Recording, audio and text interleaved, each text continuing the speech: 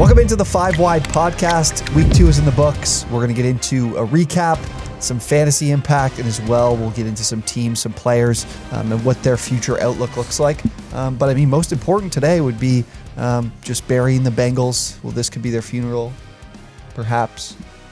Ryan? It's tough day to see your team get taken down by Cooper Rush, former Mac. Quarterback, superstar, yes. Yeah, they're in the piss right now. They're in the absolute piss. I think they said the offense doesn't look good at all. The play calling, we'll get into that a little bit, but yeah, it's just a sad day to see your team be super unserious about winning football games, and that's exactly what Zach Taylor's doing right now. I think a little bit of the blame goes on Joe Burrow for sure too. So I don't think he threw the ball very well yesterday. The defense actually looks okay. I mean, like they've given out, like last week against the Steelers, they did their job. The offense didn't do their job. Special teams didn't do their job. The Cowboys, I think, had the second worst EPA per offensive play. But yeah, this week. this week, like the first couple of drives, like the first 2 drives, they scored 2 touchdowns, and then after that, they just had 2 field goals for the rest of the game. So Cooper Rush took advantage of a slow start from the Bengals, and yeah, they look like ass. Yeah, I would say so. We'll get into more with the Bengals, and then our best stat for week 2. That's what I want to get to. But first, if you guys are new, be sure to subscribe, like the video, comment down below with anything from week 2 that you guys learned or want to talk about. And as well, the show's presented by Betfred. Bet 50, get 250 over at Betfred. 2 games on Monday Night Football. I don't know how. This excites me, but the games are kind of at the same time, so that's a little bit weird. It's like when we had all the COVID stuff going on, and we had multiple games on Monday night. So Bet 50, get 250 over at Betfred. Go sign up if you're in one of their legal states. That link is down below in the description. Gentlemen, I felt like when I was watching the games at 1 o'clock, it was like just after halftime, and I was thinking this might be one of those weeks where just everything kind of isn't that exciting. Like the Dolphins were getting their shit kicked in. The Ravens looked fantastic. They were moving the ball with ease. And then we had the Jets and the Browns was a snore fest. The Colts. Well, Jets for a little bit. Jets and Browns was exciting at the end. Oh yeah, but what I mean is like how I felt like the week was going to be a bit of a letdown, like after halftime of the 1 o'clock. Yeah, it's just like week 1 kind of started like that too. Like the games were super slow in week 1 and boring, and then the second half of the first 1 p.m. games last week were really exciting. There were way more points scored. Yeah, I didn't feel like it was. Obviously, there was a couple crazy games, but I didn't feel like it was like the most exciting week because we had, I don't know, some games that just were featuring some teams that you just didn't get that excited to watch, like the Giants, Panthers, or the Steelers and the Patriots. Kind of gave us exactly what they gave us in week 1, but they just did it against each other instead. Yeah. What is a good stat we have from week 2? Ryan, you want to go first? Yeah, I can go first. Well, this is, I mean, it was about damn time that Tom Brady beat the goddamn Saints. Mm-hmm. I was looking at his numbers before. Like, he was 0-4 with the Bucs, but like if you look at his actual like passer stats and his numbers before yesterday's game, and even yesterday, like he didn't really have a great game. Like their offense, obviously, Chris Godwin, Julio Jones, Mike Evans, obviously got kicked out of the game. So it was Scotty Miller actually played really well for the targets that he had and stuff. But just to go over a few of Mr. Brady's numbers compared to what they were against other teams. With the Bucs, he's 25-5 with 78 touchdowns, 17 interceptions, and 106 passer rating against every other team that's not called the New Orleans Saints. Mm-hmm. Against the Saints, he's yesterday 0-4, 6 touchdown passes, 8 interceptions, and a passer rating below 70. He only had like 190 yards yesterday. And yesterday, he didn't throw a pick. Yesterday, it looked he was visibly upset. It looked like he had a stinky diaper on the whole game because he was just bitching the entire time. 100%. Like I don't even blame. He was yelling. I don't even like Lattimore. I don't know what he said exactly when they're going to the sideline, but I guarantee you it was just like, dude, like just shut up and stop bitching and whining. He wanted PI. I think he wanted PI on that play. No business of any call to be made. So I don't blame Lattimore for chirping him because he, like you said, he was pissy baby the entire game. And do you think, Sandy, this is more of like a the Saints just have this scheme beat than it is Brady? Like I just feel like every ball he threw was into coverage. It didn't seem like anything came easy to them. I feel personally like it's just the schematics. Like they know how to scheme up against this team. Yeah. I think that's more of what it is. Like Brady, if you look at his across the board in the last 2-3 years, this is by far his worst team he performs against every year. And like if you're looking at the matchup, it's not going to be Brady's top performing game. Like I think they have his number schematically, but I definitely think they're throwing looks at him that he's not seeing from other teams. I don't know if they're not other teams aren't watching what the Saints do, and I'm sure they're not they are, replicating it, but. I think they also get up for this game. You know what I mean? Like the Saints, Bucks. Obviously, there's a lot. You can see what happened with Lattimore and Evans, of course. But yeah, I think the Saints always come to play against Brady and the Bucks. But I definitely think it's more schematic based than anything else. I mean, it's like the Lattimore Evans thing. I think you take. Obviously, Lattimore had to look a little shitty being like run over like that by Evans. But any DB is probably happy to take those have that kind of thing out of it. You just know. At that point, you're living in that receiver's head rent-free. He's got a lazy boy parked up there and recline, just sitting and menacing him. The thing we used to say in football, like when you're like the defensive guys, especially, because my best friend was a linebacker, and he's like, you'd always got to chirp the receivers. They're always the softest mentally. Yeah. Like you always got to get on their skin, and like that's when it affects the performance. And obviously, Evans and he fucking ran after him. That was fucking awesome. Crazy. I mean, you knew he was gonna get rejected, but see Bruce Arians on the sideline too, like why being the guy that we've seen. The is because he doesn't actually want to be done coaching at all. There's a little clip, 5-second clip of it looking like Arians is like, hey man, like send the dog. It didn't really look like that, but people are looking at it. He didn't even look in his direction, his hand, he just waved his hand, and then Mike Evans was already staring at Marshawn Lattimore ready to attack. I think Mike Evans was just looking for any reason to fucking hit Lattimore. He was definitely frustrated. Like Lattimore's put the clamps on him every time they played. Lattimore's been I think the Saints, especially when in that moment, the Saints were happy to be like, okay, we'll kick Lattimore out of the game for Mike Evans. That's fine. I know Evans is having a hearing with the league. He's going to get suspended? I would assume he'll get suspended for a game. Like you can't just. I don't think you can do what he did there and everybody moves along from it. Like he didn't. It's not like he was coming from the sideline, but he was basically on the sideline and came back. Who was calling that game again? Do you remember? The announcers was who? What was it? Fox or CBS? It sounds like a Fox game though. I can't remember who was calling it, but when the play happened, like the camera wasn't really on it, and the announcer goes, "Oh my God, Mike Evans has punched Marshawn Lattimore right in the face," like he was calling for his goddamn arrest. Like relax. Like see, he pushed him aggressively in the upper chest region, and maybe his head cocked back, and it looked like it, but like it was an aggressive shove. I think he'll get suspended because they've already had problems before, and I think that if this was the first time, like this happened the first time, I think you just both of them get kicked out and that's it. But I feel like Mike Evans will get suspended. The great thing is that these two teams get to play each other again this year. That is good. That's divisional. Who was Lattimore to beef last year with this? Was it Evans again? Yeah, I think it was Evans. You remember the Chauncey Gardner-Johnson thing with Javonte? Oh yeah, that was so fucking. That's weird. the other classic one where as a DB you're like, this guy's beating like.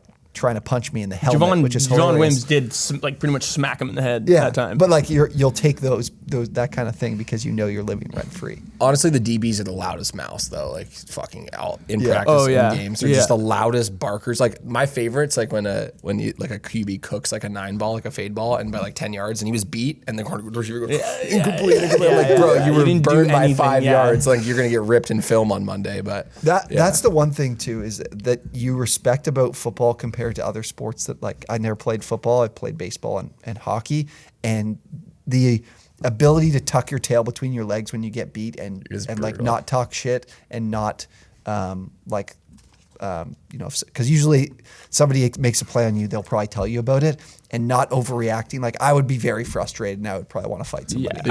I could totally see you. We would have to stick you at long snapper, I think, for you to not get in any scuffles. And then we could just give you the gunner position where you just gun after like guys. Exactly, and I would do something dumb. I'd do something incredibly dumb. I'm really anxiously awaiting the Zinedine Zidane headbutt in the NFL because we haven't seen that yet. It's coming. It's coming. I'm telling you guys, it's going to happen. The closest we ever someone's got to gonna motherfuck Andre someone's Johnson sister. And Cortland Finnegan. That was the closest we ever got. Dude, AJ Green and Jalen Ramsey too. When AJ was on the Bengals and Jalen Ramsey was on the Jags, I don't remember that one. Fucking AJ lost. He suplexed Jalen Ramsey. I remember that. Jalen Ramsey had an interception this weekend. Yeah, to he seal the looked- game. he Thank looked God for much after better, that but last he game. also Yeah. played the Falcons. Those are the types of like. That's why they don't give you. That's why they don't give you real mic'd up because all the my shit God. you would hear. You wouldn't even be able to, yeah. well, they'd have to cut every word said. Like they wouldn't even be mic'd up at the end of it all. I had as mine, just to go back to the Bengals, is that Joe Burrow's been sacked 11 times through 2 games. He's on pace to exceed his sack total from last year. And I think it's clear to me, as someone who wasn't as locked into this game because I was very locked into Cardinals Raiders, that this has nothing to do with offensive line. This is just Joe Burrow takes as much time as he possibly can to get the ball out, and not. I don't know. It's not, a mix of the two, I think. Well, I think He still doesn't have a ton of time. He still doesn't have a ton of time. Right. And maybe he's still working. Maybe like it's just these guys block differently than the guys last year because like it just seems like he'll step back and then if he doesn't throw in his first read, there's either a D lineman has pushed an O lineman at his feet or someone has already tried to hit him or he has to move out of the pocket. But he does look like he's nervous in the pocket. He doesn't look comfortable at all. Like he was running a lot, against the Cowboys too. But the fucking play calling, it's just so bad, the play calling too. I look at it from a pocket presence angle more than anything. You see clips where he's like, it's fully like 5 guys blocking in front of him, and he'll move off his first read, and then his first instinct is tuck and like get outside the pocket. It's like, dude, you can go cut up the all 22, whatever you want to do. There's like at least 3 or 4 plays that I saw where he has at least. I'm not saying he has all day, but he has a second or 2 to move to a second read while his feet are still set before getting like. Technically, you're not supposed to move out of the pocket until like you get through your first 2 reads. That's how I look at it. That's how I always played. But he moved out. He moves off like Jamar or one of his first reads, and he's gone. He's out of the pocket and he's sacked. But to Joe Burrow's defense, I guess I'll say Zach Taylor is the most nervous fucking head coach. Like if stuff starts to go south, he just starts to freak out, and then his play calling gets all over the place. Like the fucking screens that they were calling on wide receiver screens on like 3rd and long, or 3rd and even like 3rd and 8. Like they weren't even trying to get the first down. And in the playoffs, it wasn't like that at all. They were kind of like that attitude. We have nothing to lose here. Like we're underdogs in all these games. Like let's just kind of throw the ball as much as we can and get it downfield to our best receivers. And they all played all right yesterday. Jamar Chase had like 1 drop, but Burrow was overthrowing them on outs. He missed a couple throws to guys. I think it all. I don't think Zach Taylor's a very good coach. That could be, like you said, it could be more like let's move the ball downfield and stop playing in the short areas of the field. At least in the past game. There's so much, and even like the run, like the consecutive runs in the I formation to Joe Mixon, where they gets like 2 yards. Like it's so predictable the offense at this point. Yeah. I want to do the Amon-Ra reaching 9 straight games now of 8+ receptions. The only guys able to do that are like Antonio Brown, and who was the other player? But so Amon-Ra's just on a hell of a run. 1 year league last year. He's doing everything he did in that span of like 6 weeks last year. He's bringing it into this year. Do you consider him to be amongst the league's top 20 wide receivers, or do you consider this to be more a product of the offense and his and where the other pass catchers are at on this team, and he happens to be the guy? I think it's a mix of the two. I would put him inside the top 20 though, and now I don't know how you can't. He's been the whole thing about being a good receiver in the NFL is consistency and catching the balls that are thrown your way throughout your whole career pretty much. And Javonte Adams is a perfect example of that. He's had good quarterbacks, but now Amon-Ra with Jared Goff, he looks incredible. Their connection looks really good. And yeah, he's making the most of it. He makes Jared. I don't know if it's Jared Goff makes Amon-Ra look like Randy Moss, or if Amon-Ra makes Jared Goff look like Joe Montana. The way I look at this, and I think he's a guy that Jared Goff knows he's going to get open, and if he's catching 75+% of his targets the first 2 games of the season. He's getting open underneath. He's running routes. He's rushing the ball. He had 70 rushing yards yesterday. He's a versatile player. Yeah, it's and insane. Within that within that Lions offense, they don't have a dynamic guy like that. He is dynamic. He can run routes from anywhere. He's going to be open underneath as a safety blanket. So as that safety blanket guy for Jared Goff, he has the after the catch ability too. I think he's easily in my top 20. I'm pissed I didn't draft. I honestly am guilty of not drafting him this year, and I'm biting the bullet there. But yeah, definitely. Would you, let's take some play like DJ Moore, Amon St. Brown or DJ Moore. TJ Moore scored yesterday finally, but I think I would still take. I think Amon-Ra. I agree. Like no, I'm not. This is not fantasy perspective. We'll talk fantasy in a bit, but this is just pure talent.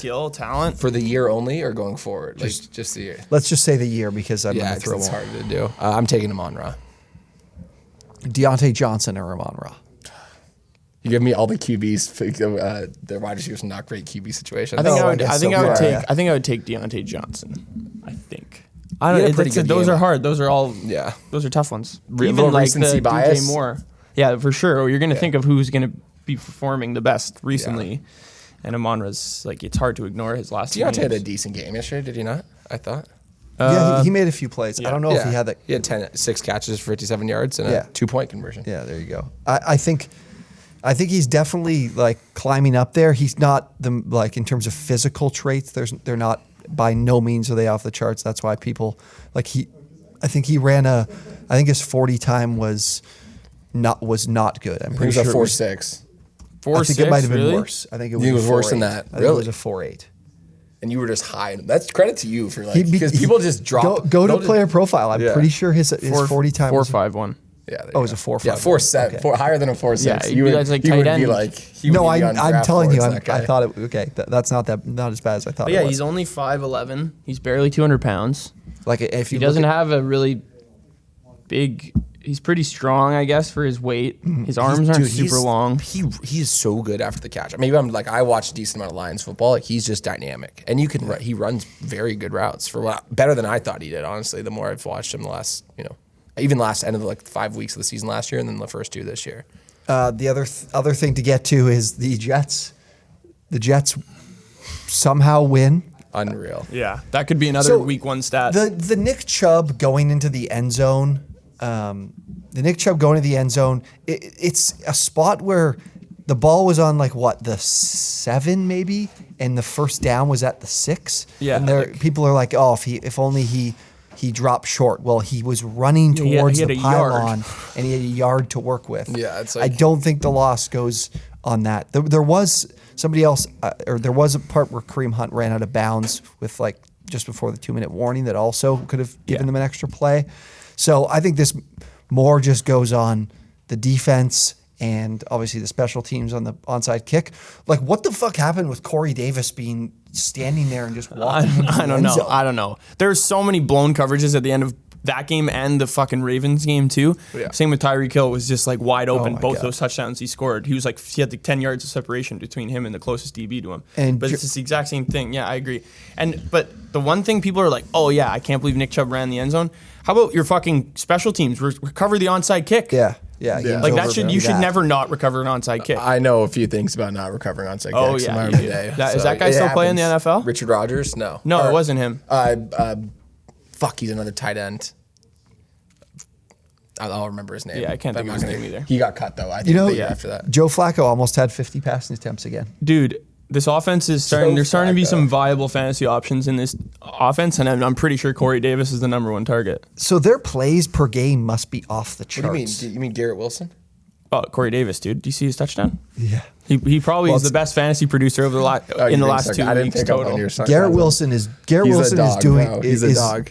Is doing what I can't in terms of I didn't expect him to be at this spot already, but he was the best. He was the most complete receiver in my mind in the draft, and he's putting it together now in the NFL because he's a fucking incredible route runner, and it looks like Joe Flacco's liking him or going to him the most. Like Elijah Moore had a pretty rough day. He had 4 catches for 40 yards. It seems like Breece Hall scored. Breece Hall scored. Yes. Fucking Bryce Hall. I got to look at this now. Total offense for NFL teams. How many plays do you think the Jets have to be first? NFL team plays per game. Oh wow, the Bengals are first, and then the Jets. The Bengals are just getting so many opportunities. Love it. You love it to see it. 80 plays per game. What else we got here? Oh, you wanted to bring up Gary V's fantastic reaction. Yes. Oh my God.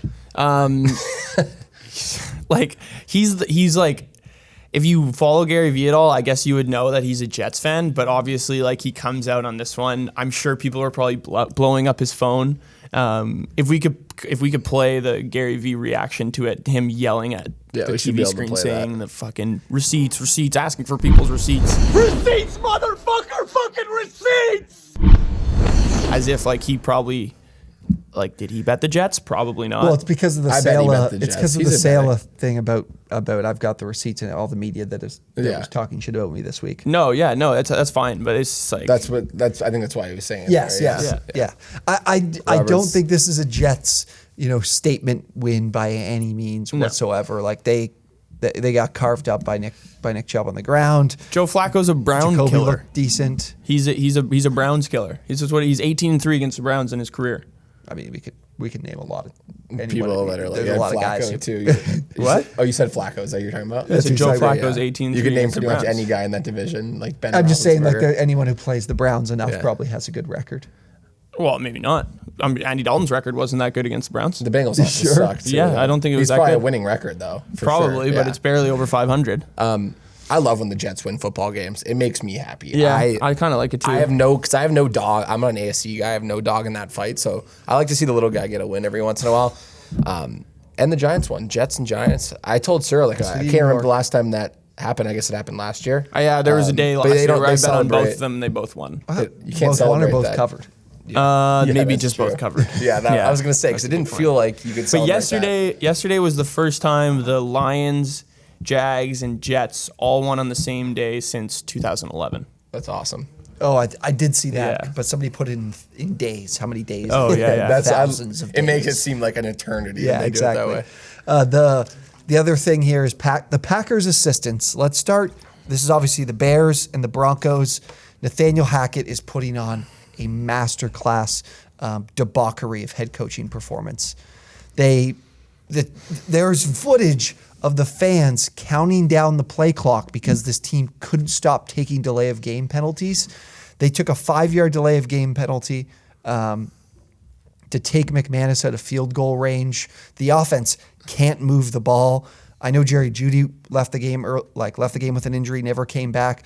Cortland Sutton's still there. He had a pretty good day. Yeah. Now, if Jerry Jeudy's out for an extended period with a shoulder injury, this could be Cortland Sutton having a huge span of however many weeks this lasts and maybe the rest of the year.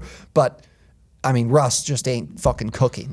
We've got more time, a better offensive line, probably a top 10 offensive line in the league, and this offense can't move the ball against the fucking Texans. This team looks terrible. Yeah, It's time to go back to the well and be a hater again. Yeah, with Russell it Wilson. might be. It's your time, bro. This is your time to shine. You should be fucking eating. Why were this you shit a up. were He you was a like- big Well, Russell last year I was Wilson? like, he this was guy's like, dead. You guys Yeah, are betting. fair enough. Anyone who bet on the Seahawks was like, just burn your money. Bro. Yeah, and he was. Russell was It's true. fucking. I took the Seahawks under win total last year, and it was hitting week Nice. 6. But dude, I was kind of talking about a similar situation earlier. Nathaniel Hackett needs Aaron Rodgers much more than Aaron Rodgers needs Nathaniel Hackett. Nathaniel Hackett worked with some terrible Jags and Bills teams. This is a guy who just got to work under Aaron Rodgers and Matt LaFleur for a little while and build up his credibility, and somehow he runs into a fucking head coaching job. Yeah, I think it's totally Rodgers and Hackett probably had such a good relationship because Rodgers just dictated everything. He probably just ran the show. And Hackett was probably just there smiling, going along with all the W's, saying, "Hey, Aaron, you're my best buddy. Get me to Denver in a head coaching You suit." think they handshook on that? Yeah, probably. Yeah, he's like, I'll take the job. Hopefully, Aaron will come with me. Aaron was That's like, what he saying. perfect. Now I'm definitely staying. Yeah. Well, there's also I feel on the flip side of it, I feel ways when I watched the Packers game script last night, even in week 1 too, that you can see obviously the Hackett I think Hackett's actually going to be a good coach. I'm still on the wagon of backing Hackett. I mean, his but guys he's not- like him. It has been very, very brutal to this point. It's hard to change a first impression. Yeah. That's what they say. I mean, the offense is supposed to be his, right? And the offense looks terrible. Yeah. The clock management has been terrible through 2 weeks, which is always one of those things that you just need to. It's such an easy thing for fans to get worked up about, beyond just performance of doing it's such a little thing that people in the media will be throwing all over the internet as this guy can't even figure this out. This is something that me from my couch I could figure out, is always the way people are thinking about clock management. You know what 14 completions on 31 attempts tells me? Wow, that's what his line That's was? what his line was. So Russell went 14 for 31, 219 yards, a touchdown, interception, sacked 3 times. So what that tells me is that they're not getting him quick. Like what the Hackett and at least the Packers offense, I don't know how much of a hand Hackett had in it. You got to get quick hitters early and often. Like they throw too much play action, too much bullshit. Like they should be doing quick zip routes, quick out routes. Like get Russell Wilson in the flow. 14 to 31 is there. That's abysmal. Go look at Javonte Williams' line. He ran for like 15 for 6 yards per 75. carry. Yeah, 5 yards per carry. 15 carries for 75 yards. Yeah, like there's some guys that need to be heavily more involved in the offense. I'm pissed off, and I know Gordon had a decent, his average was just under 5 yards per carry. I'm fucking sick of Melvin Gordon. Yeah, I think all Javonte Williams I'm done with fantasy him, dude. owners I are really want tired. him to be traded to someone else. Even though they are a decent combo, like they both the last 2 weeks they ran the ball really well. I for one hate cheering against someone, but every time he has a successful run for the Broncos, I get mad. And I had Broncos spread yesterday. Voting again. I'm like, fuck off, man. I agree. they did not cover. I do think the future of the NFL, though, the future of the NFL is going to be run like this because you're not going to backs will get burned out. That's the quickest, 100%. You're starting to see least it. lifetime value of a You're running starting back. to see The shortest running backs position. just don't get paid unless you're built like Derrick Henry. Unless built in a lab. Unless you're like Yeah. fucking a shit GM, they're not getting paid for as long term as least. Yeah. Then the Luke Getsy thing, part of this is me being frustrated because I bet on David Montgomery under rushing attempts, and that didn't hit. But I just it's like the Bears are just openly tanking. Like they ran the ball a million times while they were down by 3 scores. I don't understand how there just was no playing to win the game from the Bears. It seemed like Justin Fields had 10 passing attempts, 11 passing attempts in the game. Very successful first drive. Yeah. Did they throw? Yeah, I'm not gonna lie. I was like, nervous. we might be fucked. I held a big ticket on the first quarter, unfortunately, but I recouped after the Bears scored because I hit the Packers live line. Oh, okay. You had the I had you had the Packers Bears or the Packers Packers -3 first quarter. Listen, one trend to look out for, and this is like surefire. And I know there's other ways you can look at, like people look at different players and their coaches, but whenever Matt LaFleur tells the media before, like Aaron Jones is a down week, the next week he says he's gonna get him involved. Yeah, he's like 5 for 5 of like him just going off. I swear to God, it's actually true. a trend. It's true. Anytime you see if fantasy manager out there if you're betting on his yards, receiving yards, whatever it is, if you see Matt LaFleur in the press conference telling you that he's gonna get him involved, go AJ Dillon, start him. Bet on them, do it all. AJ Dillon and Aaron Jones would be really good scramble golf partners because they ham and egg like nobody's business. They do completely. It's true though. Aaron Rodgers went on Pat's McAfee show last week and said we need to get Aaron Jones the ball 35 plus times a game. Did he actually say that number? He said 30 30 plus, I think it was. But That's I'm pretty sure it was insane. close to 35. The OC said the same thing.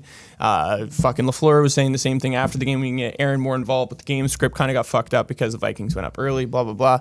But I think like they're so successful running the ball. I think they can kind of have a great mix and match of both because I still don't think the passing game is there yet. Like Sammy Watkins and Randall Cobb are the 2 best receivers yesterday, right? If I'm not mistaken, in terms of yards, Aaron maybe. Jones second in Aaron yards, Jones. and then Watkins had like that 40-yarder at the end of the game. And then Cobb must have had 4 or 5 catches. Cobb had 3 catches Three for catches? 37. Yeah, he had some big. Like, And then third down Lazard grab. scored catches. The third Lazard down, scored yeah, the Cobb- touchdown, but that's it.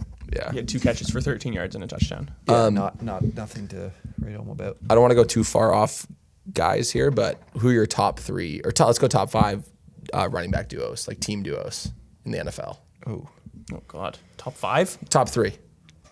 Off the top of your head, and just top. Number one no would order. be Chubb and Hunt. Chubb and Hunt, number 1. I'd probably have Aaron Jones and AJ Dillon at number 2. Scan through teams here. Darrell Henderson, Cam Akers. That's a can't miss one.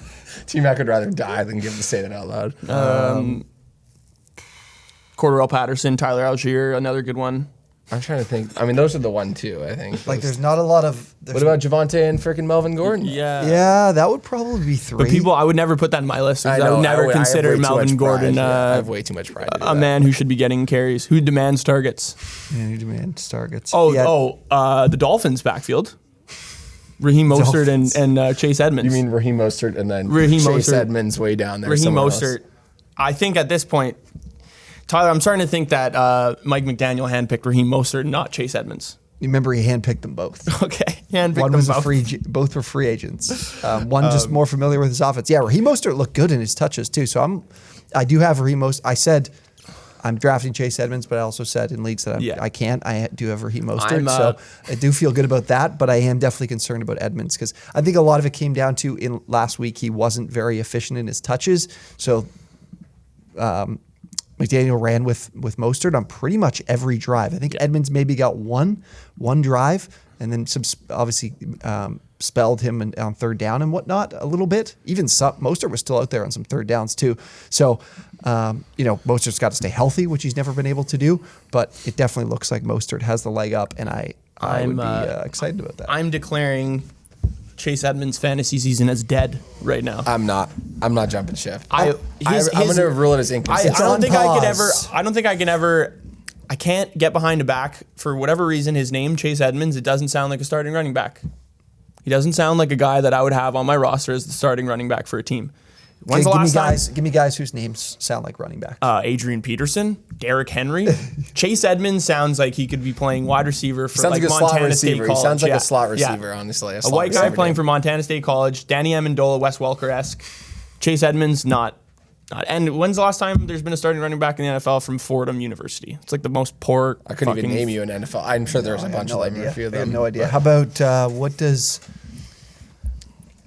Christian McCaffrey kind of sounds like you know what? You know what? It sounds like it's easy to think of like dynamic. Even you know what? Even like I'd rather have a guy named Darrell Henderson as my running back. That's a good running back name. Yeah, that's a good running back name. That is a good name. Darrell's a good What one. did he do Darrell yesterday? Henderson. Fuck all. He scored, but Akers had more yards. I think. I think. Well, he had more carries. More carries. I think Leonard. They both have the same fucking yards. Henderson scored though. Yeah, I mean that backfield. Oh, that backfield. What's next here? I have, Cliff Kingsbury. This is what I watched. Okay, I watched this game thoroughly.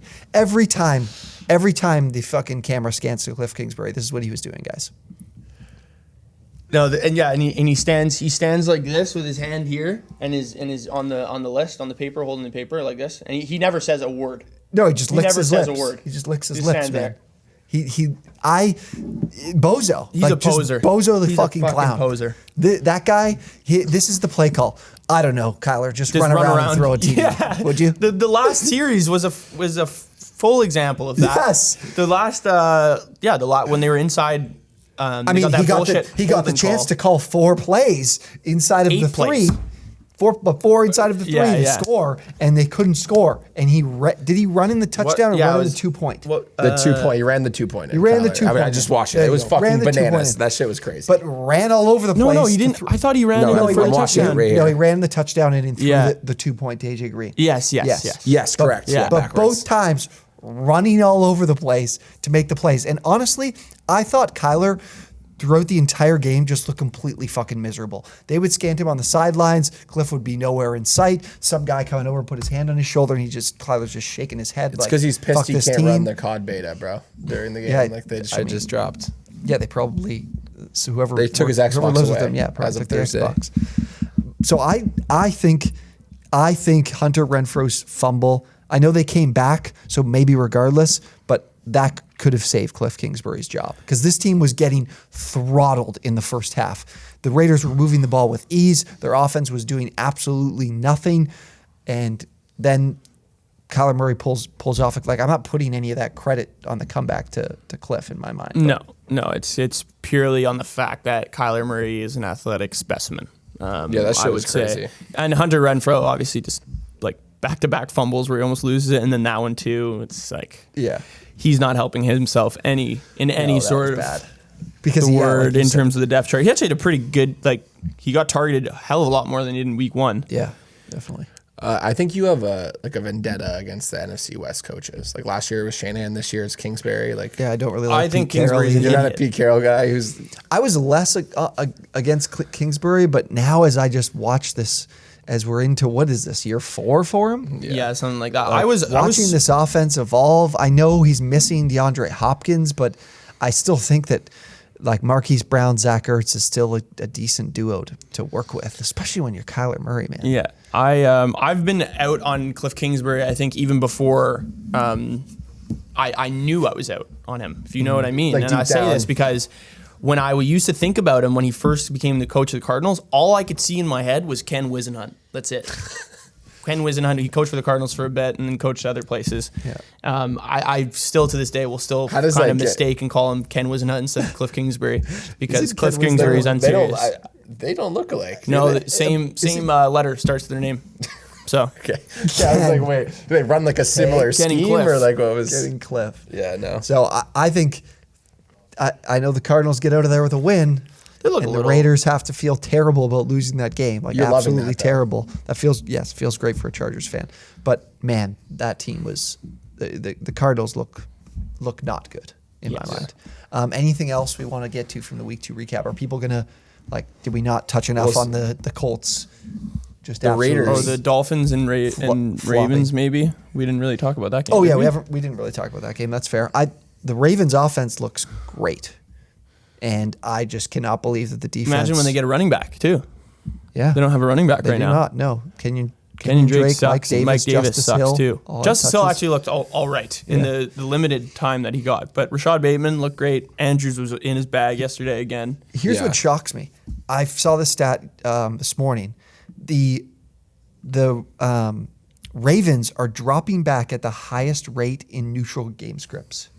They're not I feel like they do have this long-term approach with Lamar because obviously he broke off a big touchdown run, but they're not how many rush attempts did he have? 9 rushes for Yeah, 119. Yeah. Okay. Which Yeah, is and low. one of them was That's an 80-yard run. You've Touchdown seen run. games where he's had 15. Like Yeah, crazy exactly. numbers. And I'm sure a couple of those are scrambles, right? Yeah, I don't know for how many sure. they are I can't exactly, tell but you right now, but- they're even letting Marquise Brown go. They're still focused on throwing the ball. I don't know if Marquise Brown probably wasn't happy just with last year in general how the pass game was, but at first I thought he had gotten an indication they were going to start throwing the ball less. It doesn't seem like that's the case. Yeah, no, not at all. Rashad Bateman is making big plays. Yeah. Both games he's made big plays. He hasn't gotten a huge amount of the target share, but when he does get his number called upon, he's taking it to the house. That was an awesome touchdown he scored yesterday. He's got some fucking jets. Well, they didn't throw he had 21 completions over 300 yards.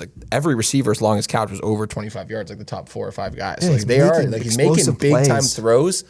My favorite thing though, as a former quarterback and him and Mark Andrews, Lamar and Mark Andrews have a great connection. They called him down he didn't score that longer touchdown. And then immediately on the next play, he doesn't even fuck around. He feeds it right back to him. As a football guy, that's my favorite shit. You're such give a it to your fucking football dog, guy. bro. Mark Andrews fucking made that sick catch, Yeah. got it to the 1. Give him the fucking touchdown. I love that. Yeah, I think I agree. those guys the chemistry is great between those guys. The one thing we didn't talk about, speaking of tight ends, Kyle Pitts. We can talk about that. Oh yeah. Oh, we'll get we're to- gonna we'll get get to to that. Am I We'll get jumping to that. ahead? Yeah, We're we'll gonna to get that. into I'm jumping ahead. All right, but anyways, the Ravens. I bet the Ravens first half yesterday. Thank God. But yeah, Tua 6 touchdowns. The Tua haters. I mean, Nah, you're this not guy- ready. I'm ready to back him up. I was a every hater. time I watch Tua drop back, and he lets the ball go. It just looks like a duck. Every ball. Well, as soon as you were right there. As soon as Tyreek Hill scored that touchdown, you send us a message in our group. Remember, guys, Tua underthrew that ball. He That- did. I He wish had to it camp was, under it a yeah, bit. I don't know how deep. I don't know what the exact number was in terms of how many yards he threw that ball, but what the What the the fuck? Ravens the Dolphins had been in this pass happy game script for basically the entire game, Mm-hmm. maybe probably more like 3 quarters. So I don't know how. Obviously, the second one to me had to have been he just assumed that he was passing him off to the safety because that's the only way to explain that. But regardless, how are you allowing a couple of those plays to happen? I don't understand how you allow any type of you should be in a 2 deep shell. There's nothing that you could get over the top, and they give up 2 massive explosive plays and give up a 21-point lead in the fourth quarter. Yeah. Crazy. In the fourth quarter, it was 35-14 at the 21. beginning of the first quarter. I mean, I loved it. I was on the Dolphins. Yeah, me too. Plus Yeah, that 3.5. was good. That must have been fucking fantastic. exhilarating. I was when the Ravens kicked the field goal to go up. I just texted my buddies. I'm like, can these guys just roll? Can the Dolphins just roll over and die already? Just lose. I And just then wanted nope. the +3, and I'm like, okay, or score and Yeah, win. That's fine. I just yeah. didn't want them to tie the game and Yeah, go to no, OT. that would have been annoying. I So, yeah, impressive win for the Dolphins. We'll talk a little bit of future outlook on a couple teams, including them. They have a good matchup. Who do we say they were playing next week? It's a good game. Dolphins? Dolphins have a good matchup next week. You have to look that up. Sir and I were just talking about this in the car. All right, a little bit of fantasy. Let's talk some guys that really busted this week and how we feel about them. We'll start with Chase Edmonds. That is definitely a guy to me that will be sitting on my bench. There's no way I'm going to drop him. I would definitely would not consider dropping him. Just still a valuable offense. He's still a good pass catcher. So at the very least, he's the second guy and the third down back that they will be using, who can still pick up receptions. We saw that with the Cardinals. So I'm not dropping this guy, but definitely someone that we're not going to be starting anytime soon unless we see something change. Because it looks like Mostert's the guy. Until you can find someone who can get behind having a starting running back, that name is Chase Edmonds. I'm not starting him or keeping him on any of my rosters. So if someone can find one in the comments out there, let me know. Drop Chase Edmonds. Well, I mean, you don't have him in a I don't have league. him in any. I have him in 3 of my 4 leagues, so I'm. But if I had to drop him for Raheem Mostert, yeah, I would do it. Well, yeah, but Raheem's gonna get hurt soon. if you had to drop Chase Edmonds to pick up Raheem Mostert, then yeah, I would do that. Elijah Moore, I wanted to bring up. Obviously, it wasn't a massive bust. I think he still had, if you were in PPR, like 8, almost 9 points. But my problem is that I am concerned that Garrett Wilson has passed him in terms of the number one option. Maybe that changes when Zach Wilson's back. Who knows? Because I trust Zach Wilson as a downfield passer more than I trust Joe Flacco. Joe Flacco's Mr. PI. So yeah, it's a good how are we feeling about Elijah Moore? Well, they play the Cincinnati Bengals next week. And if the Bengals lose, you're going to be on you got to watch. You're going to be on life watch, support. Bro. Yeah, for sure. You guys better life support. You're already. If we get to the fourth quarter and the game's tied, you guys better have cars outside of my apartment or wherever we are, or like a trampoline or something. Yeah, to put a trampoline at the bottom of my building, for sure. No, but I don't know. I still don't know what to do with this wide receiver room in New York, considering it's Joe Flacco. But hey, Garrett Wilson. The Jets last year were one of the most pass happy teams in the league. And they continue to do it. And now they're still doing it right now. I didn't think Robert Saleh's team would be like this. Yeah, me neither at all. He's like that gritty kind of in between the tackles kind of guy. He's not. He's a pretty boy. He's a California pretty boy. That's true. Just like our friend to the left here. I think you're right. Garrett Wilson looked like his favorite target. Yeah. But let alone, hey, don't get swindled by receivers with new quarterbacks, because I did with Donovan Peoples-Jones. He had 1 target, and he should have scored. It was a touchdown, but the refs, can't say it on screen. But Curtis Samuel was the play. While we're on the topic, in my home league, I'm quite currently dropping Darnell Mooney for Garrett Wilson. Nice. We'll be seeing. Okay, yeah, let's do this right now. Darnell Mooney, Cole Kmet. Cole Kmet, smell ya. Not. See, I apologize to a lot of people. I apologize to a lot of people for saying that these guys were players you could start this week. That was some bad advice on Sunday on the Twitch live stream. Luke Getsy targeted fucking Mercedes Lewis more times in Green Bay than he did Cole Kmet in the first 2 seasons, first 2 games. He might have targeted Ryan Griffin more. Yeah, Jesus fucking Christ. Ryan Griffin did have more. Ryan Griffin. Cole Kmet is good too, which sucks. And his first 2 seasons were really promising. He got stronger and faster on the offseason. He still didn't do shit though, statistically wise. No, he didn't have big fantasy. Yeah. He didn't have big fantasy years. No, but I still think he's a good player who's very that's helpful. What I mean. Mooney, I'm definitely, let's not hold on to we talked about this in our strategy before of your in-season type of strategies. We're not going to hold on to, that ideal scenario and draft capital. Mooney is a player that, quite honestly, in this offense, if they operate the way they've been, I know it's only been 1 week, so I don't want to overreact. I can't drop him yet, but he's definitely not going to be starting anytime soon. And if we continue to see the offense operate the way it has been, where we're going to only have, if we're going to have 18 to 20 passing attempts, which obviously they didn't have anywhere close to that this week, then that's not enough volume for Mooney. Even if he has a 30% share, which he fucking Justin Fields will not. I bet you'll have. It's EQ St. Brown. Dude, of course he had a catch last night, and I was like, of course, against the Packers. You just knew that was coming. But yeah, I honestly hard pressed to see the Bears throwing the ball for more than 30 times a game. If the way they've run. Well, yeah, unless they're absolutely getting ran off the field. I don't expect them to throw it 30 times. I expect them to throw it 25. and for a team that's going to trail all the time.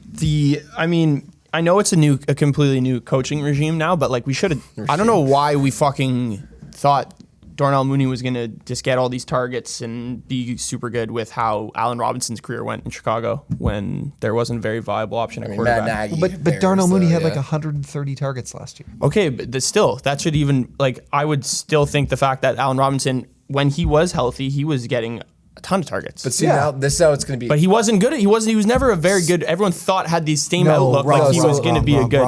Until what, Allen Robinson? But Allen Robinson had a bad year last year, but Darnell Mooney had that volume. No, Allen Robinson was hurt as well last year.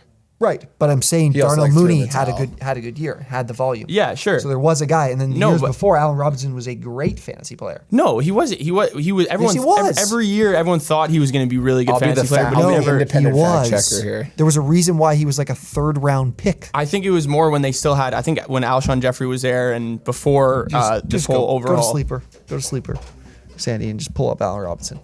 I know that he had good fantasy years in Chicago. I think the thing is that the expectation was he was going to be the number one guy, and he's not even being targeted much at all. What year do you want? Because 2021, not good year. No, yeah, we're looking at 2020. Yeah, 2020 pretty good. What was his wide receiver? What? It says wide receiver 50 in PPR. That's the top. What do you mean by pretty good year? How many fantasy points did he have? Total points. Scroll down farther. You can see his finish there. You can see it right there. In those 2020, years. he finished with 211 fantasy points. No, but you can see his finish on the season. Yeah, he finished as the wide receiver 10 in 2020. 10, yeah. There you go. What was he in Yeah. 2019? Same. 7, better. What was he in 2018? Not good. 40. 40. Compared to So those. Was he in Chicago? He was in Chicago in both those years. Both those 2019 years. and 2020. 2019, 2020. He was very good. That's what people didn't expect, I guess. Well, I don't even remember. but I don't even remember that. Allen Mooney was Robinson is a drafted as way like a better wide quarterback or a receiver than Darnell Mooney. It's also like in a standalone receiver room. I think we overrate Allen Robinson's talent a little bit. Because Why? You're forgetting that Allen Robinson was on the Jags. Yeah, and he was good when he was decent with the Jags too. But he also had Blake Bortles throwing him the ball. I am forgetting. Go he was look on at the Jags years. Okay, so on What the was his Jags, best But he with was the hurt. Jags? He was hurt. I think even more when he was on the Jags. So on the Jags, he was. He might have had one good year, like one good he was, fantasy year. No, he was wide receiver 4 in 2015 on the Jags. Wow, I'm forgetting that. And then he was wide receiver 25 in 2016, and then he didn't play. He only played one game in 2017, and then went to and then Chicago. he went to Chicago. Dude, wide receiver fucking 4? Dude, I don't remember Allen that at Robinson all. is. No, I remember him being good, but that's fucking. How tall is Darnell Mooney? 6'2", I think. No, No. I think he's shorter than that. He's got to Is be he? shorter than Yeah, that. he's shorter than that. He's not as tall as. He's probably 5'11". We're making ourselves look like absolute chumps talking like this. I can't believe I forgot. 5'11", yeah, 5'11", yeah. I can't believe I forgot that year. Well, this just goes to show the fact Nick Foles is just a better quarterback than Justin Fields maybe at this point. Maybe. Justin Fields fucking can't hit the broadside of a barn with a football, bro. Okay, DK Metcalf. I think you said this in the preseason. Like, just having this guy on your team is going to be frustrating because the offense, you can't expect the same type of explosiveness from him. And Tyler Lockett was the guy who had a good week, and it was not DK. Kind of back-to-back not so great weeks. I mean, you could try to sell him on the fact that maybe some people think he's still, his talent can supersede the offense, but you'd be selling low, which I guess isn't, honestly, with a guy like that, I would probably be willing to sell low on. Yeah, I mean, like you said, I said in the preseason I wasn't high on him going into this year. Just the quarterback situation, going from Russell Wilson to either Geno Smith or Drew Lock is a big reality check, I would think. And it's proven to be true at this point. And he's also one of those guys, he's very charismatic. He shows his emotions on the field when he makes a big play or when something not's going his way. We've seen him on the sideline before. I think in the next couple weeks, if this is how it continues to go, he's going to get visibly upset, either have a temper tantrum on the sideline or going on Twitter and tweet something or delete all his Seahawks stuff, like whatever those people do. I love like, it. That's my favorite. Like PFT on Twitter gets under his skin more than anybody. Like he chirps the fuck out of him, and maybe he plays along with it. I think to a certain degree he does, but I feel like he's one guy. He's like Kevin Durant on, like, he responds to people on Twitter, which I think shows that it pisses you off. Zeke. I think this is exactly what I expected to happen. Was just the offense is going to suck. He's not explosive. This team or his fantasy results will be exactly that. He had fucking 60, 70 yards, I think, in total between rushing and receiving. So nothing surprising there. You're not going to be happy if you've got him. I don't think there's much else to say. Well, no, I think... you got Tony Pollard fucking going off. Yeah, you got Tony Pollard breaking a big play. I think his time in Dallas is going to come to an end soon. Yeah. I think they're going to ship him off. It's that narrative, running back, like longevity. Yeah. He's got I don't know how much He's longer locked in. I think he has a contract. couple of years. I Yeah. think 3 years. But I think that Sure. maybe they try to trade him or I don't know, something. But Cut him. Maybe cut him. I don't know who's trading for Zeke. Yeah, at this point with that contract, that's a Trade. good point. Yeah. No, Last what are you one, gonna do with that game? Kyle Pitts, back-to-back weeks of 2 catches for 19 yards. It sucks. I thought Mariota Drake was a tight end guy. Yeah, That's so what yeah, everyone was that's telling what me. everybody My was top telling two, us. man. Everybody was telling That's what us. I heard, bro. Drake London's had a couple solid weeks. We've got Zacchaeus finding the end zone now. This is the problem with Pitts is that he still doesn't have his first career touchdown, right? No, he does. He scored last year. Oh, I think he scored in Europe, right? Yeah, In yeah. that Europe Okay, game, it won, remember that? it won, Yeah. right. Which doesn't count, and he has touchdowns in the U.S. And No US touchdowns. he's 0 touchdowns in North America. So that's a horrible stat. That's the biggest problem is that he's not score. He can't score. I can't say he can't score. He can score, but he's not scoring. And if Drake London's going to impede on his volume, then that's an issue. But I'm still hanging on to him. He's still a guy who, in terms of tight ends, is elite in terms of route participation. He's not a tight end. He's a receiver. Let's hold strong if you got him. And eventually, I think it is going to come together. Because honestly, the offense looks better than I think I expected. They're scoring, which is good. He just hasn't been the benefactor so far, which is surprising. Yeah. That game yesterday was nuts. But he only had 3 targets yesterday. So I mean, That was different from last week. Yeah, which is a he had problem. 7 week 1 and then 3 yesterday with 2 receptions. So what are you can't really, you're not going to get rid of him. Would you draft him in the 3rd round? Like what are you going to do with him? You're not giving him up. Yeah. No, I don't have him anywhere. I wasn't really too in on it. Close things out. Little this or that. We'll do a few players for fantasy, and we'll do a few teams. The first one. Who would you take to have a better record this season? The Bengals or the Dolphins? Now, one team is 2-0. One team is 0-2. No, this is like a trick question because the Bengals have the weakest strength of schedule, don't they? No, they don't. They don't? They don't. No, they have a No, pretty this hard is no schedule. trick question. I Okay. did not look at You just- strengths of okay. schedules. This is more do you believe in the Dolphins from what you've seen, and can the Bengals turn this puppy around? I don't think I think the Bengals can still finish like 500, but I don't know. I'm not very impressed with what I've seen so far from 500, bro. They should easily. If they don't have 500, you guys riot. They're easily going to finish 500. They're not making the playoffs at 500. No, I know. At this point, it's In not that looking division, like it's they a are. shithole. Fuck off, all right? I see that hand, all right?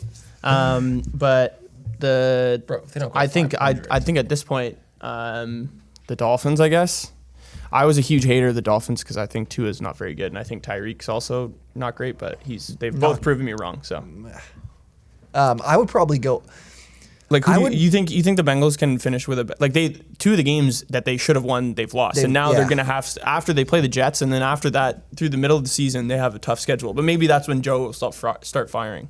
I have no faith in the Dolphins. Their defense looked sorry this week. Yeah, it did. But I mean, it's Lamar Jackson. I so. don't have any faith in Tua being able to do what he did yesterday. I think that's a lot of that comes on the Ravens defense as opposed to Tua's ability. They were in that pass happy game script, and it happened to eventually break through.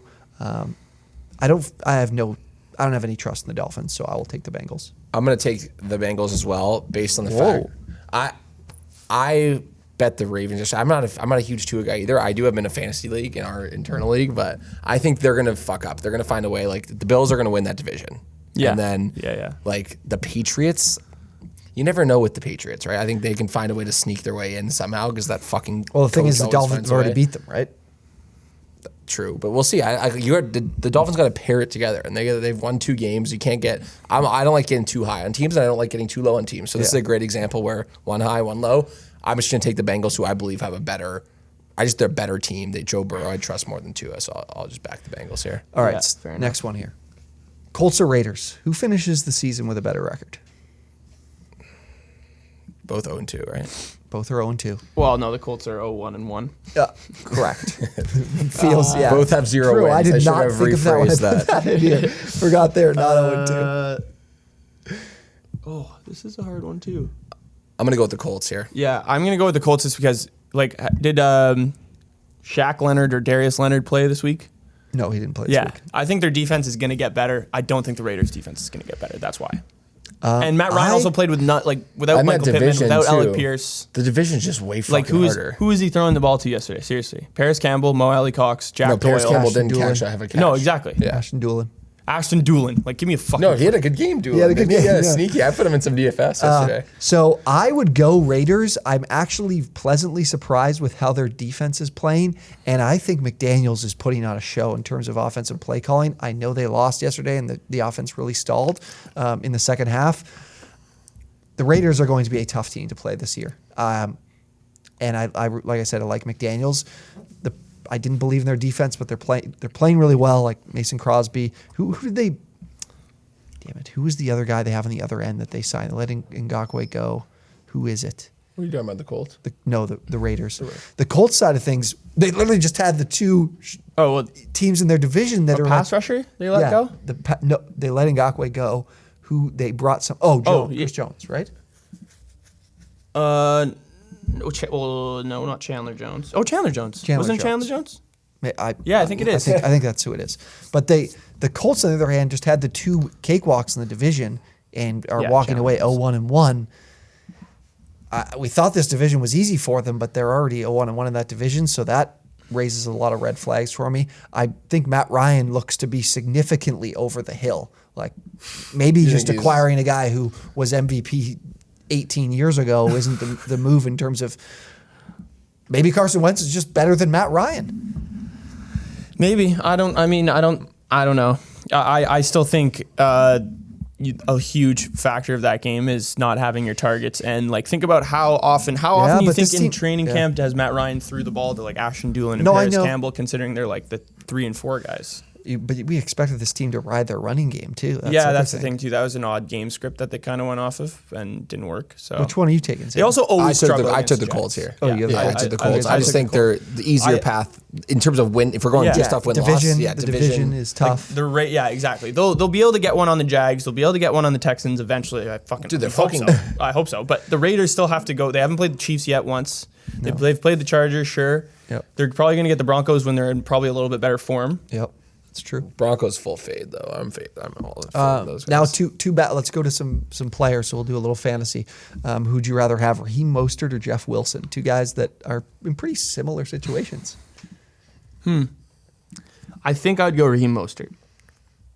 You guys are really just jumping off the Edmonds ship. I'm gonna go Jeff Wilson here. I think I'm gonna go Jeff Wilson too because we had a game where they tried to give Tyrion Davis-Price the ball. And basically split with him, and Jeff Wilson was much, much better. And now that Jimmy Garoppolo is at QB, that increases the value of the running back position for San Fran even more too. What I was telling Sarah this morning in the car, it's like watching, and I'm not a Trey Lance hater at all. I just think the 49ers are way better off with Jimmy Garoppolo this year. I think I agree. Like we said, they have like a 60% winning percentage with Jimmy Garoppolo It's not as a even because he's a starter. better quarterback. Trey Lance is way more talented, but Jimmy Garoppolo is like that system he's been in, obviously, but he's a game manager. That's what Brady does so well. He watched Brady do it in New England. Jimmy Garoppolo's like a top 3 game manager in the NFL. Yeah. Holy. The game man, he's so good at that. They beat the Packers by just managing the game, obviously, turnovers. Like, he keeps the ball to the other team's hands, and he knows how to, when to take his shots, when to make his throws, but he's very consistent, calls audibles, and he's a smart quarterback. I think that 49ers team is going to be, so they're back up there for me again. I think they're going to do things great this year, and I like Jeff Wilson. I think that's a good point. I think that the 49ers are going to be they managed to hang on to Jimmy G, and it's happened to work out. Yeah, so I mean, the thing with me with Mostert is like he really aggressively out-touched Edmonds last game, and the fact that Tyrion Davis-Price got a lot of carries, he didn't make much of it. But who's it going to be this week? Like, fuck, they could give the ball to anyone. We never know with Shanahan. Like, it's so annoying. So if Tyrion Davis-Price isn't getting 13 carries or touches, I think someone else might. And it seems like McDaniel has kind of settled on his running back. Like Mostert was much better when he got into his groove. And Edmonds still, like, he got a couple, he had maybe one or two catches, but he had like one run. And he had one run at the end of the game that really was the only one that pushed it. We were like, no way. I was like, he's still not as yards. 42 and a half is not hitting. Drake London or Christian Kirk, two players that have been really good through 2 weeks. Christian Kirk scored twice. I mean, this is just a slam dunk, Christian Kirk for me. Yeah, Christian Kirk for sure for me. Trevor Lawrence, like you said, obviously loves this slot position. He's been running really well. He's had two really favorable matchups. I'll give him that. But I don't know. I'd put more faith in Kirk being in the league. I wouldn't put as much faith in Drake London as a rookie. So listen, you pay a guy that fucking money. Yeah, you're getting yours, bro. I don't know if you're gonna produce points. You're gonna get fucking targets, bro. That's what's gonna happen. So I gotta take Kirk. London looks good though. Some of these rookies are really looking good so far. London and Garrett Wilson especially. Yeah. Monroe St. Brown or Cortland Sutton. This is a tough one for me because Judy. What's wrong with Judy? Yeah, if he's out for longer, then I'm taking. Take Sutton. I think I'm still going. I think I'll go Cortland Sutton. Amon-Ra's been unbelievable in Detroit, but they're gonna have those stinker games at some point in the season where they kind of go on a little bit of a downfall. It's just kind of how the Lions shake up things. But I think Sutton still is a better option. You want to hear this was going to be my other stat that I went between. The Lions' offensive line. Their running backs on average have not seen contact for 3.8 yards per carry. That's like crazy. Not until 3.8. They're not contacted for 3.8 yards. Wow, Jesus, on average. That's awesome. How good is this O-line? That could be thrown out of whack on some like explosive, like some like he doesn't like plays. DeAndre Swift doesn't get touched for 20 yards or 30 yards. But that's absolute. Like this offensive line looks really good for the Lions too. And again, I think Washington is a decent pass rush. And then who'd they have? The Eagles. The Eagles is like pass or run defense hasn't been very good. And then Washington's run defense isn't great either. So that could certainly play a factor for that stat. But man, Amon-Ra in terms of consistent volume, it'd be hard to go Sutton just because the Broncos offense is so like out of whack. And then what's the deal with Judy? How long would he be out? That's the biggest thing. Yeah, and the versatility of Amon-Ra. Like if you asked us this question, we were talking about this 2 weeks ago. We'd be like, why are they even in the same fucking breath? You know what I mean? Like Cortland Sutton was hyped up so much, but I mean he's still having good games. I think the versatility of Amon-Ra makes this more of a discussion. So I'm taking Sutton, but not by much. Nick Chubb or Javonte Williams? Last one here. I'm going Javonte Williams. I still think that as the season progresses, the snap share it's going to continue to go in Williams' favor, and he's playing great. So if Nathaniel Hackett continues to fuck this up, maybe it is Melvin Gordon's year, or Melvin Gordon continues to be featured in this backfield. But like Nick Chubb, he played the fucking Jets, and we saw Nick Chubb ran for a bunch of yards in week 1, and he didn't score. Kareem Hunt scored. I still think that it was the Jets, and Kareem Hunt will still be heavily involved. And as I think also Kareem Hunt will be a back that will be involved in closer games down the stretch. Obviously the Jets ended up winning, but they won in the last 3 minutes of the game. Other than that, the Browns were really kind of just running away with it in the second and third quarter. Yeah. I would probably go Javonte, and I think I'm going to go Chubb. Yeah. I think I'm going to go Chubb just because we know how long this is going to be Brissett's offense. It's 11 games, and Chubb will be heavily featured as a result. Obviously, found the end zone 3 times. That's massive. Javonte Williams hasn't been able to find the end zone yet. So we're looking at a guy who has more surefire volume, and of course, Kareem Hunt's involved, whereas Javonte Williams still has Melvin Gordon involved as well, but also doesn't seem to be getting the clear, there's no clear role where Chubb's clear role is you are the lead back. Kareem Hunt will spell you at times, but also be the pass catching guy. That's a problem though. That could be a problem in PPR is Chubb not having any receiving work. Well, that's why I would lean if I was looking at it from that way. Going forward, Javonte from a passing perspective he's way more involved in passing than Chubb would be. But I mean, look at Chubb, man. 17 carries against the Jets and then 22. He's just getting those carries and obviously making the most of them. 3 touchdowns yesterday. You're not going to expect that every week, but the guy's going to get his touches, and obviously he's a great runner in the football. So I got to stick with Chubb. They're just too relying on him, I think. So. All right, fellas. Enjoyed talking week 2. I think I was just thinking while we've been going through this of what I want to title this video. And I think it's going to be Are the Chicago Bears openly tanking? Yeah, that could be it. I think that's the title. Are the That's the title. Cincinnati That's- Bengals unserious about winning a football game in 2022/23? Could also be the We can title. just add all the. But all the more I narratives think into about it, one. the Bears, I don't know what they were doing. Who's last going to night. finish with a better record, the Bears or the Bengals? Bears already have the upper Bro, hand. you just if your Bengals don't win that one, you should change teams next year. 'Cause that shit, Yeah. that's I'm bad. loyal. I'm loyal to a fault. Again, it's well documented that Ryan has been a Bengals fan for a long, long time. So nobody Since called the him a Depression. bandwagon fan. That would Since be the a Depression. shame. Depression, as seen If on you said Twitter. bandwagon in the comments about Ryan Sura, that Yeah. would be a shame. You I shouldn't do that. was a Bengals fan when Cedric Benson was still alive. So there you go. All right. Well, if you guys enjoyed the video, be sure to subscribe, like the video. Go check out Betfred. Links down below in the description. And we will see you for waiver wire probably later on if you are watching this right away. See ya.